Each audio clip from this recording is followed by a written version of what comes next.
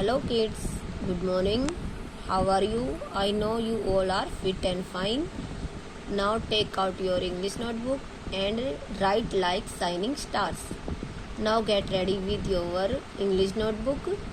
Our today's topic is sound of I. So firstly write zip.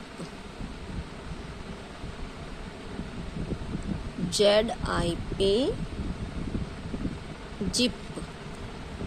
Next lip. LIP.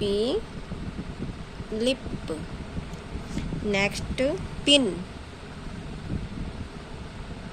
PIN. Pin.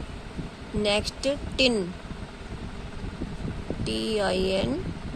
Tin. Then hill. HILL. Hill. Next bin.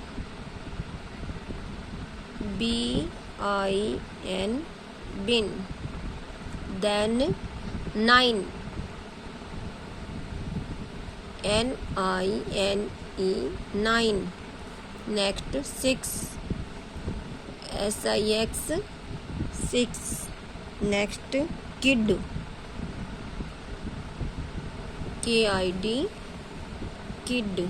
Next lid. LID. Lid. Next hid. HID. Hid.